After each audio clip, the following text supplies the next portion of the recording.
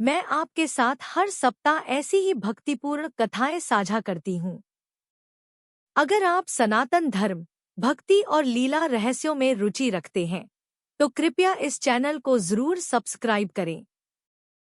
मीराबाई, प्रेम, पीड़ा और परमात्मा तक की यात्रा। राजस्थान की भूमि पर एक राजकुमारी जन्मी, मीराबाई।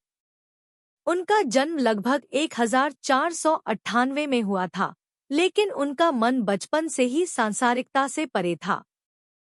5 वर्ष की आयु में उन्होंने एक बार एक भिक्षु से श्री कृष्ण की सुंदर मूर्ति देखी।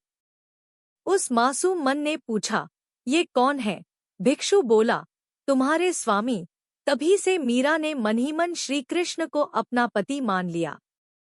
समय बीता और मीरा का विवाह मेवाड़ के राजकुमार भोजराज से हो गया, पर मीरा का प्रेम तो उस काले रंग वाले गोपाल से था, जिसकी बांसुरी की धुन उनके अंतर को छूती थी, जो कभी उन्हें सपनों में दर्शन देता, कभी हृदय की पीड़ा में सहारा बनता। मीरा ने अपने महल को मंदिर बना दिया। वह दिनरात कृष्ण के भजन गाती, नाचती और कभी-कभी समाधि जैसी स्थिति में चली जाती।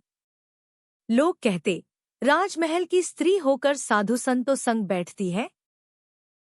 दरबार में मीरा की भक्ति को पागलपन कहा गया।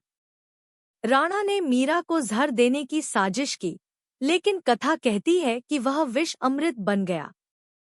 एक बार मीरा को एक फूलों की माला भेजी गई, जिसके भीतर एक सांप छुपा था। मीरा ने कृष्ण को पुकारा और जब माला खोली, वहां सुंदर पुष्पों की सुगंध थी। सांप अदृश्य हो चुका था। हर बार संकट आया, लेकिन कृष्ण ने मीरा को बचाया। मीरा ने समाज, परिवार, मर्यादा सब कुछ त्याग दिया। वो वृंदावन गईं, लेकिन वहां भी उन्हें संतों ने मिलने से मना कर दिया।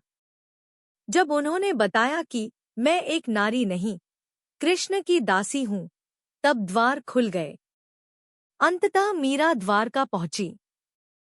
कहते हैं, एक दिन वे श्री कृष्ण के मंदिर में भजन गा रही थी और धीरे धीरे उनके शरीर से प्रकाश निकलने लगा। मंदिर के गर्भगृह का दरवाजा अपने आप बंद हो गया। जब खोला गया, मीरा वहां नहीं थी। वह श्री कृष्ण की मूर्ति में समा गई थी। प्रेम और आत्मसमर्पण की चरम परिणति हुई। एक साध्वी परमात्मा में विलीन हो गई। यह कहानी सिर्फ एक भक्त की नहीं, बल्कि उस प्रेम की है जो आत्मा को परमात्मा से जोड़ देती है। जो भी इस कथा को श्रद्धा से सुनता है, उसके जीवन में सुख, शांति और भक्ति बनी रहती है। प्रभु आप सभी पर अपनी कृपा बनाए रखें। अगर यह कथा आपके हृदय को स्पर्श कर गई हो, तो कृपा कर इसे लाइक और शेयर करें। और ऐसी ही दिव्य कथाओं के लिए हमारे चैनल को सब्सक्राइब करें। आपके सहयोग से ही यह भक्ति का संदेश औरों तक पहुंच सकता है।